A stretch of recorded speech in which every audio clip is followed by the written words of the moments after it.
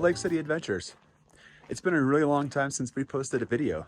Not really any specific reason, I guess, just life.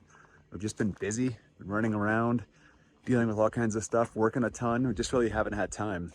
We have recorded some stuff, some cool nature encounters around our house and whatnot. So we're gonna put some of that stuff in this video here, but I thought it was definitely overdue time to make a video and just kind of catch you guys up on a little bit of stuff that we've talked about in previous videos, give you some updates, because there's quite a few things that we kind of left hanging in the last few videos that we've somewhat figured out. So first of all, the car saga. I think the last time you guys saw, we had headed to Colorado Springs. We had dropped off the Model Y because the air conditioning stopped working and we had to drive in 100-degree heat all the way from Grand Junction to Colorado Springs. And then we picked up the Model X rental and had that for a while, which was really nice actually. Although I never really got used to the yoke steering and the Falcon Wing doors. So I'm not sure I would choose that over my current car. When I got my car back, I actually like driving it better. So the issue, I don't fully understand it, but Tesla said it was a non-serviceable fault in some sort of a front control wiring harness. And so they had to replace a wiring harness and a control module and recharge the system, the AC system. They had it for 8 days, I guess. So most of that was just waiting time to get the parts. And so they got the parts, they fixed it. We headed back down, had an uneventful trip down to Colorado Springs, spent a night down there, saw a movie. We saw Twisters, which was 6 out of 10, good action movie.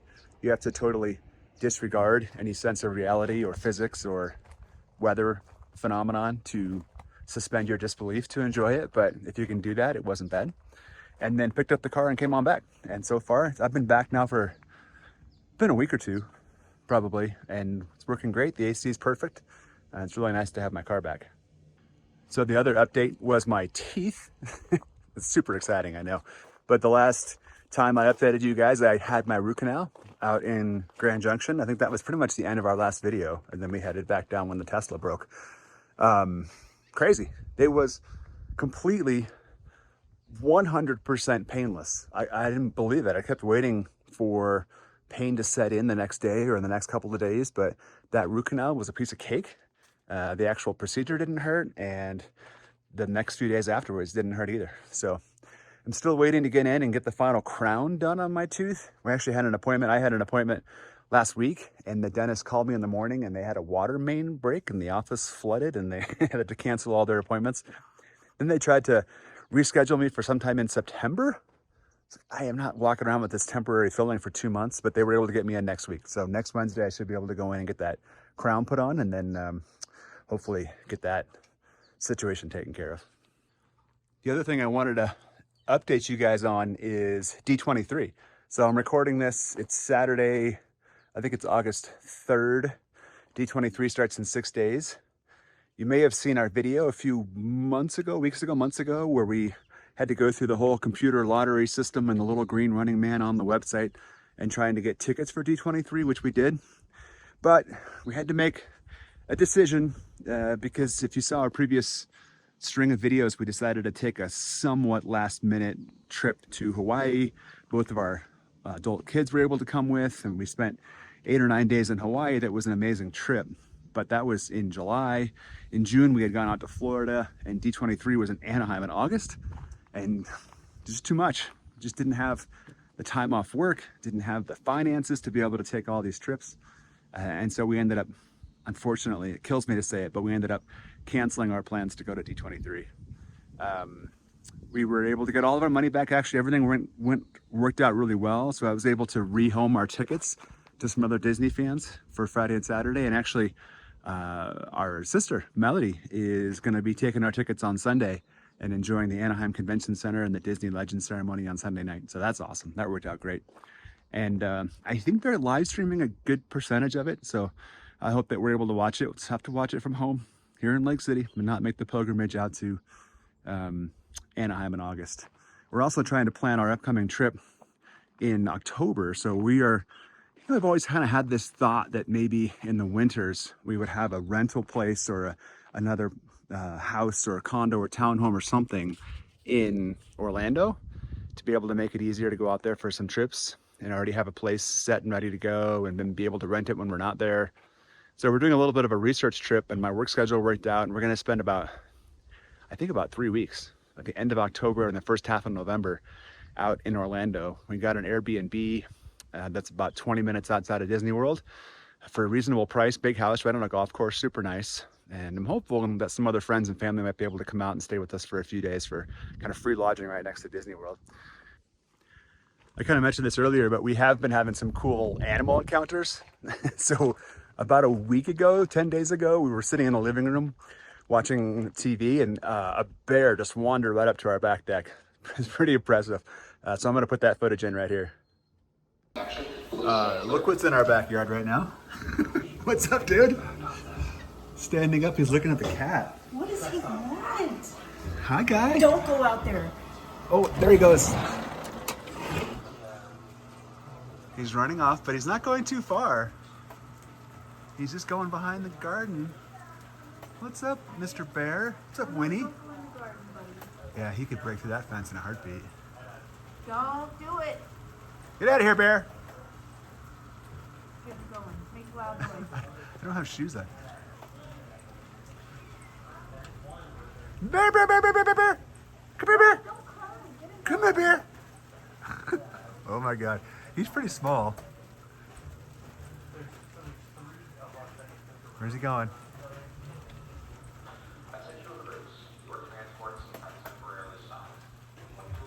There he is. He's going underneath the hammock. He's going across the hill. I wouldn't want to mess with him, but he's pretty small. He's gone. He's up the hill now. And then also, this is much more common than the bear, but the deer are still hanging out, and the baby deer, that baby deer, fawn or whatever it is, has really grown quite a bit. It's a lot bigger than it was a month ago, but we've had a few interactions with that sucker running and jumping and sprinting around the meadow, and so I'll put some of that footage in right now too. Let's see how close we can get to Mama before she runs away. Hi, Mama. Nice and slow.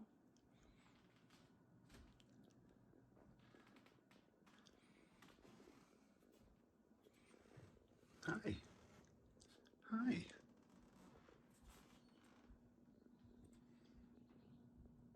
Oh, screen door's in the way. Hi. Will you let me open the door?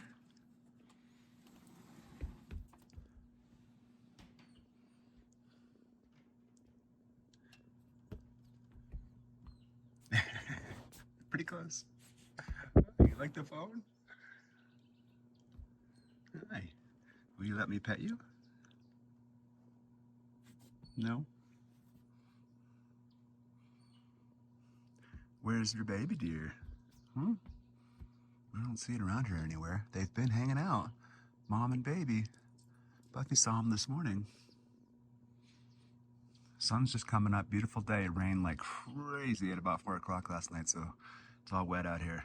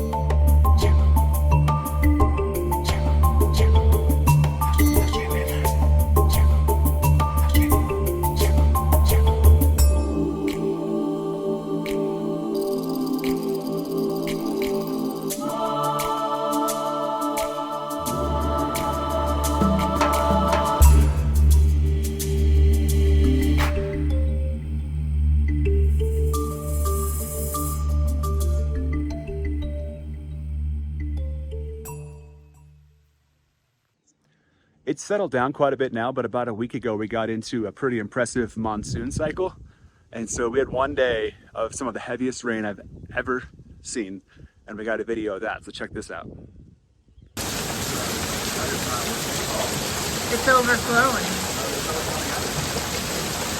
Holy moly, monsoon season. I can get up there later and see. It is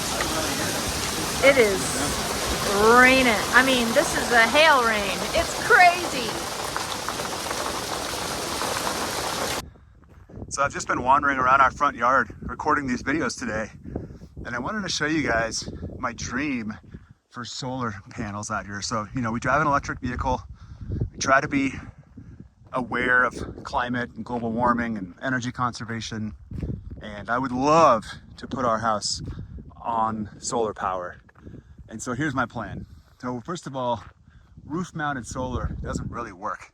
Our house, what we're looking at here, is the garage is facing north, so south is that way, and you can see the roof lines. They go due east and west, and for snow shedding we have 45-degree sloped roofs that are metal roofs. So I think putting panels on the roof, first of all, it's just a cost of installation and danger would be insane, and second of all, we'd have to put a system that's 50% bigger than what we'd actually get out of it, because it's not going to face the right direction. So ideally, panels are south facing. This hillside right here, where our dumpster is perfectly south facing. So my dream here is to do a ground mount system, install it myself, and take these railroad ties and turn them into about a 4-foot retaining wall right here. From there, basically all the way down to about here, but a 4-foot wall. Backfill this with gravel behind it to create a nice flat dirt gravel surface, and then use that to actually put the mounting array, and then kind of run, you know, I think we would need about a 10 kilowatt system from what I can figure out. And so somewhere about 30 panels or so. You know, if we get 350 watt panels, they make 400 watt panels now, so maybe that could be 25 panels. And so I'm thinking, you know, once we get the retaining wall, there's a nice flat surface right here. We mount them here, probably, you know, vertically mounted about 2 at a time, and then about 12 or 15 down would give us 25 or 30 panels worth. And then I can run my cable and all the electricity from the panels just kind of along the ground, or bury it behind these little railroad ties here, and then right down to that side of the house is where the panel is, right down there where that little roof is. So wouldn't be too far of a run to run the solar into the panel and the shut-off switch and the inverter and all that good stuff. Dreams, plans, you know, I've been researching it, and we're so remote that getting somebody to come out here and install it is probably a pipe dream. I have installed several small systems. I don't think I would be the one installing, you know, all the main work in the main panel, but I think just about short of that, I can connect the panels and mount them to a ground array, and I think I can figure out how to get that ground array mounted appropriately and according to code. Obviously, it has to be all inspected and passed inspection because it ties into the grid, so a little different than those little off-grid systems we showed you in our prior videos. But I don't know, someday, it's a pipe dream. I keep looking, you know, if you look into the cost of a 10 kilowatt system, to have a company come out and install it on your roof and do all the work is probably about 30 grand plus, but I found wholesale systems that are a third of that if you do the work yourself. So we'll see what we can figure out. Good morning.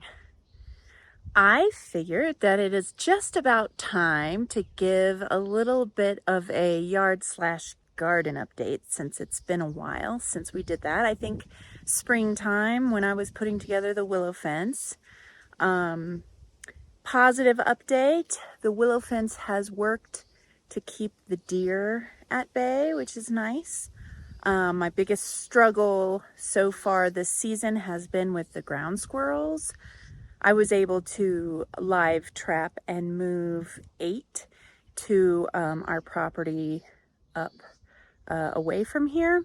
So they are very happy. They have a beautiful place to live, but they are not near my garden. So that has been great. So anyway, I just thought I'd give you a little walk around update and tell you about a little bit of some future planning and see how you like it. I thought I'd show, okay, so I planted those raspberries, and I think I planted something like 16 stalks. And so far I've gotten 3 raspberries that have done something. So this one on the end is doing the best. And then there's a little bit you can see around the base of that stalk. And then this one over here is actually coming alive. So I do think these are going to do well, but it may take them a season or two. And then nasturtium from seed always do well. They're just starting to bloom. and the hummingbirds absolutely love them. There's some over here too. And I don't think the deer like them very much, but they did nip the tips of those, so I think they do like them. Rhubarb. Don't ever let anybody tell you that deer don't like rhubarb. They eat my rhubarb down to the stalks. It's interesting because they don't mess with it until after they have babies, and then they destroy it. But I will tell you, this one was huge, huge. And they ate it down to the nubs, and now it's coming up brand new like it did in the spring. And you can see how they've eaten those. And actually, I don't care about that. I don't use this rhubarb much. I don't have enough strawberries to make use of it. So I'm happy if mama deers can get their little nutrients from the rhubarb, it's fine. This bed is all that mountain bee balm and a couple other wildflowers that the deer don't eat, some daisies, some flax, and then I did plant a couple of stalks of raspberry, and they haven't done anything in here, so I don't know if they'll survive. There's a little bit of yarrow there. Moving to this bed where I have my pagoda, I do have some daisies. These poppies were really nice this spring. Okay, coming over here to the fire cauldron, I did plant some strawberries in this bed, and they have been doing really well. I think I got like 6 strawberries, and then the ground squirrels figured out how to get in there. And they've been nipping off the buds, the flowers and the berries. And I've been okay with that because I was reading up on strawberries, and basically it said that if you nip the blooms and the berries the first year, it makes really strong roots. And so the second year they do really well. So I'm just not trying to worry about those ground squirrels right now. And next year I'll figure out maybe not a netting, but more a hardcover top for this so that they have a better chance against those pests. I absolutely love, love, love my fire cauldron. This is the fire cauldron that my dad made. It is absolutely beautiful. And I have been a little bit hyper focused on cutting down and trimming off dead branches and trees on our property. We have almost 4 acres of land here, and there's a lot of dead trees, and I have been cutting with our little electric chainsaw, and I've collected quite a bit of wood. I'm gonna do quite a bit more, and then just trimming some of the low branches on the trees, like fire mitigation stuff. And we'll also have some wood to burn for the winter. Right now it's so dry here. We had a fire a few days ago, and I watered the surrounding area like all day because I was so worried about how dry everything was. And it hasn't gotten better since then. So we are definitely going to avoid burning until we get a little bit more moisture. There have been several bigger fires kind of breaking out around us, and I don't want to be the cause of anything like that. So I'm cutting wood really so that we have a nice store for winter fires. We love winter fires. It's beautiful in the winter. We bundle up a little bit, but the fires are nice, and there are no mosquitoes. So it's brilliant.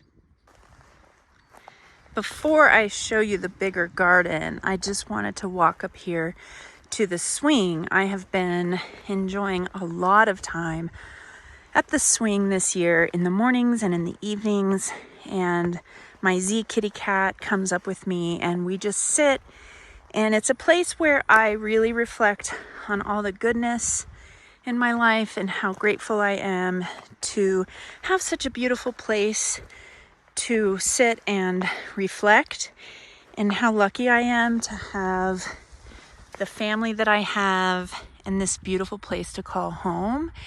And while living in a small community has its challenges for sure, and being isolated from things is not always easy, it's absolutely gorgeous here. We have clear, beautiful water and clean air, and a healthy family, and that is something that I sit up here and reflect on often.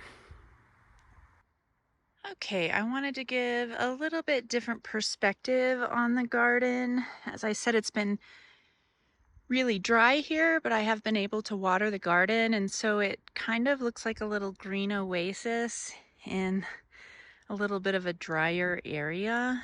And so it's no wonder that the little ground squirrels and chipmunks want to get down there and get some water, and it's cooler down there because it does stay a little bit more moist, and it has been really hot. I've had quite a few hummingbirds actually strike that. I've had like 4 hummingbirds, and I have 3 feeders, and I have to change the food often, and I feel like it's been a little bit wasteful this year. Usually I have more hummingbirds, but my mom, holy cow, I'm gonna see if Gary can insert a video in here of my mom's hummingbirds because they are nuts. And she had like a hatch of babies that came out, and it's been incredible to see.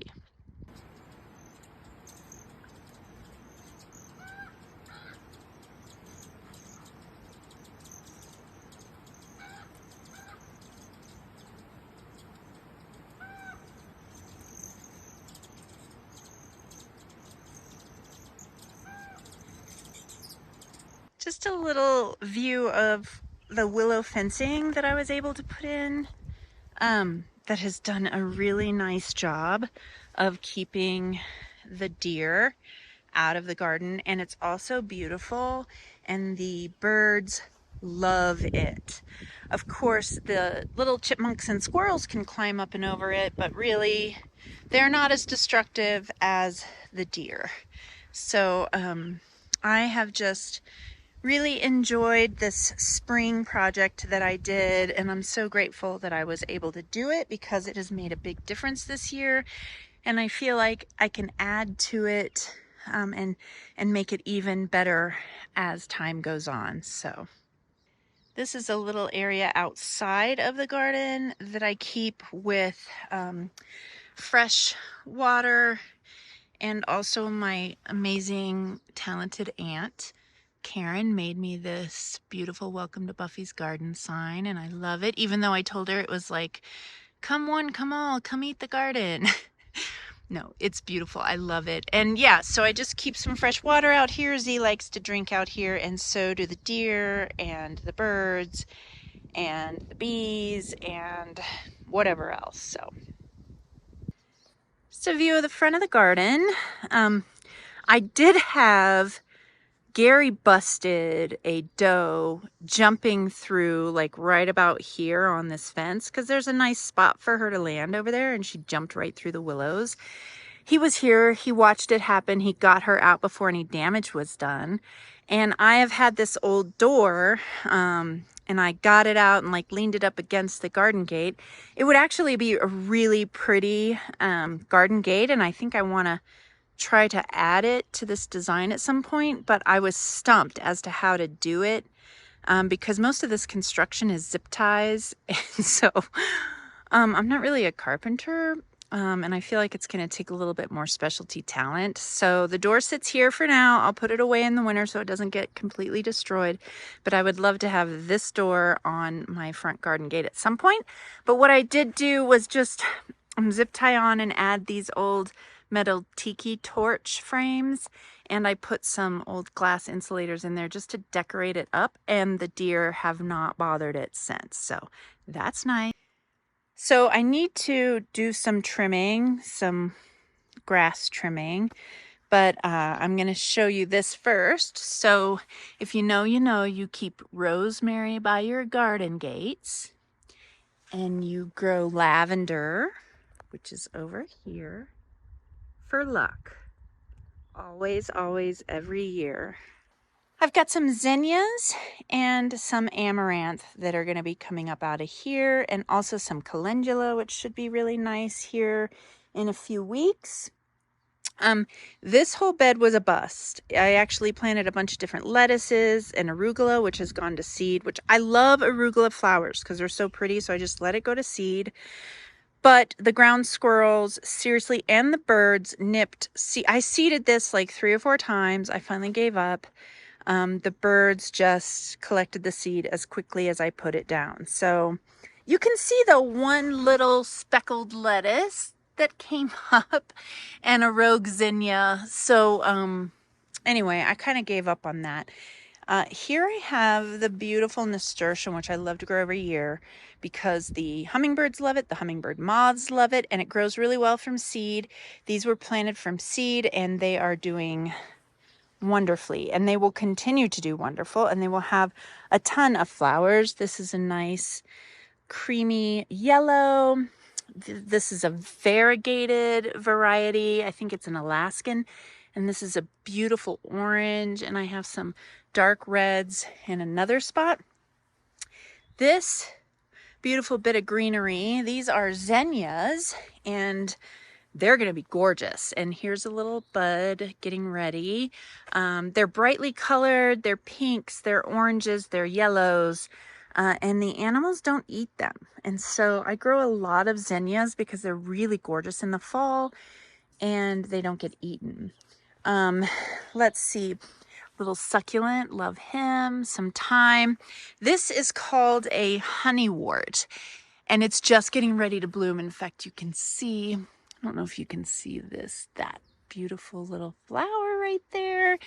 The animals don't eat this either, and the hummingbirds and hummingbird moths absolutely love it. It's a prolific bloomer, and so I will have this whole garden will be full of hummingbirds and hummingbird moths in the next few weeks. I stuffed this, what is it? Starts with a geranium in the ground, and didn't expect much from it, but it's done really well. And a piece broke off, and I just stuffed it in the ground, and that's done really well. So yay for geraniums. Look at a little fungus friend. I love mushrooms in the garden. I feel like it says that the soil is healthy. I absolutely love them. This, I think, is a weed, but it has these really pretty flowers on it, and it gets these berries. Pretty soon I need to pull this, but because the ground squirrels ate so much of my garden, anything green was pleasant to me, so I left it for now. But I'm not going to let it go to seed. I'll get it out of there before then. And I'm not sure what it is, so if you know what that is, let me know, because it's growing everywhere. It's kind of interesting because it has the pretty flowers and then it gets the little like berry, but I don't know what it is. More zinnias, and this is a little decorative cabbage that I got on clearance at the flower shop in Gunnison, and I figured the squirrels would love it, but they haven't touched it. Yes, this sage wintered over, and it's really nice. It's going to seed now, but I'm hoping it will winter over again. Some marigolds kind of plopped in there, and some zinnias. This right here is actually a bell pepper, but I got it at Costco and it was marketed as jalapeno pepper, but it was mislabeled. It is a bell pepper. Yarrow. Yarrow grows very easily here, everywhere. Yarrow is medicinal. It really helps with like scrapes and bleeding, and I have a lot of it because it grows well here, and I think it's pretty, and I like the way it smells. More zinnias. And then this is what? It's a periwinkle, I think.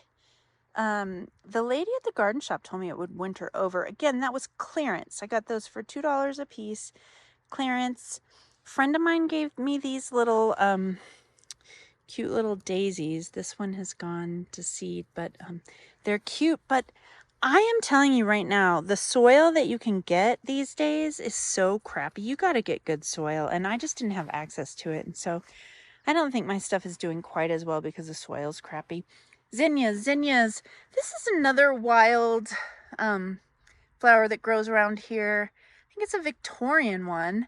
My grandmother used to have it, and I'm happy to have it here in the garden. It gets tall. It gets a yellow bunch of flowers at the top.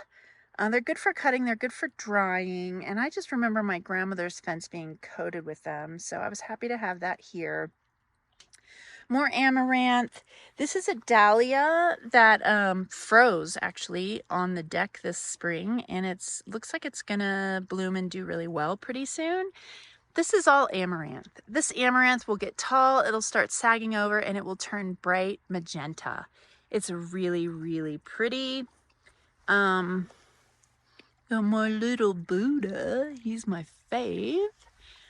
Just got this bird bath on clearance.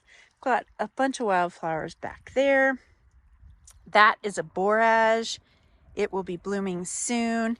Kind of a nuisance, but you can eat it. It's edible. Those leaves taste like cucumber. If you can get past the like hairy texture, it's edible. It does make really pretty flowers.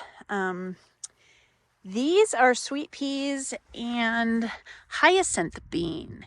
And it's kind of slow growing. I need to get in here and attach it to my arch. I was hoping it would grow up and over. This is a sedum, I believe, and it came from a friend of mine's garden here in town, the secret garden, and it will eventually bloom a nice pink on top. I've got a dianthus that a friend of mine gave me that hers is like 7 feet tall. I'm hoping this one grows. My friend AJ gave me some of these seeds, and we don't have a long growing season, but the ground squirrels do not like them, so I am growing them, and they're actually doing pretty well. I'm impressed. This is a Maltese cross. It's very pretty. It got laid over by the hail, but you can see when it laid over, it started shooting up these babies from the middle. So I just let it lay over. It covered a little bit of the bare ground, and it looks really nice. This is a double moss rose, and it's getting ready to bloom, and it's beautiful. Last year I grew this from seed. This year this is from seed, but last year a mama deer got in here and munched it all the way to the bottom. I think there's a lot of water in this foliage, so they loved it. And I will tell you, it came back and it ended up blooming just before frost. I'm hoping I get more blooms out of this one this year. We'll see. Can't forget Farmer Smurf. More nasturtium. These over here are red, a deep red. Look at how beautiful those are. I cannot, they're going to be so pretty. This is a creamy peach color. Love that. Love the variegation. I try to mix it up a little bit. These will spill over the edges. You can kind of see those are starting to spill over the edges. I put probably 12 of these stargazer zucchini seeds in the ground, and the ground squirrels kept digging it up. Well, when I finally got most of the ground squirrels out of here, I ended up putting like 3 more in the ground, and look, lo and behold, I think I might get 1 or 2 zucchini off of these. We'll see how much more they grow. Our growing season is pretty short, but we'll see. This is more amaranth. It's not as impressive right now, but when it gets really big and starts laying over, it's so pretty. This is one of the zucchini that I showed in a previous video that froze on my porch. And look, I'm actually getting fruit off of this one. And it's a pretty nice zucchini, as is this one. This one also froze. It's got a longer, more traditional looking zucchini on it. I'm going to have to get that off of there pretty soon. Otherwise, it'll probably get eaten.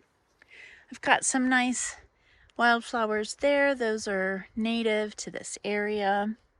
And that is my lavender for luck. This is a mountain geranium. It's done blooming. This is another rhubarb. It's gone to seed. This is calendula. It will bloom soon. And here's some strawberries in here, which all of the fruit has been plucked by the animals, and it looks like they found this mushroom and they've been eating on it, which is totally fine with me. As I said, I absolutely love when mushrooms grow in my garden. I think it speaks to the health of the soil, and I welcome. Also, last week I had a snake in my garden, which I also welcome. This is a huge amaranth, and it's going to be so pretty. Some coleus and some creeping jenny. This was a planter that I got from Costco, and it's done okay. It hasn't been beautiful, but it has done okay. It's a nice filler right here. Over here I have more of that honeywort. It's a little smaller. It doesn't do as well not in the bed. Some zinnia and some amaranth. I'm hoping that that honeywort catches up and blooms some, because again, it just makes the hummingbirds so happy. They love it. Back there, I don't know if you can see, but there's some cosmos and some dill. And yeah, I mean, so let's see if I can just give you a little view here. I love my garden, and it makes me happy. And I hope that you can see a difference. And thank you for taking the time to watch the garden tour. I know that this sort of content isn't for everyone, but I certainly enjoy it, and I absolutely love this space, and I hope that it just continues to get better and better every year. So thank you, friends. See you real soon. Well, I hope you enjoyed the garden tour.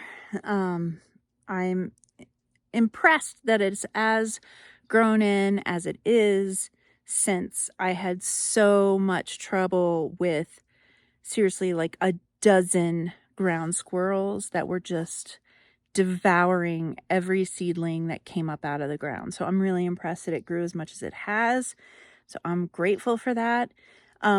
Couple of projects that I have in my brain that I'm hoping to bring to fruition is taking that deck that I showed you down in the meadow, and my idea is to drive some T-posts around it and do some of my willow weaving and incorporate some platforms that are high enough from the snow level to be able to feed my winter birds that live in this meadow. There are a lot of birds around here, and our winters are really harsh. So I am working on a little bit of a bird sanctuary down there. We'll see how it goes. It's only in my brain right now, but I'm hoping to bring that to life. And the other thing is I've been working on some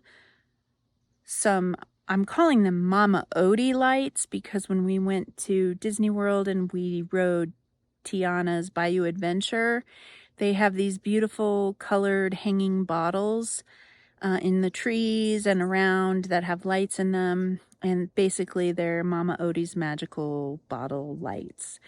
And I found some solar wine cork lights on Amazon. They were really cheap, and I have used some Mod Podge and paint to coat the inside of some different shaped bottles. And my plan is to hang them around, some in a pine tree that I have behind the garden, and then some in the bird sanctuary. I don't know how they'll look, but in my brain, they look magical and a nod to Disney and Mama Odie. So stay tuned for maybe some updates on some of that. We'll see how it goes. So thanks for following along. And we have been a little bit slow on the Lake City adventures lately, but it's just because we've been busy, but we are hoping to get back to it. So thanks for joining. We'll talk to you soon. Bye.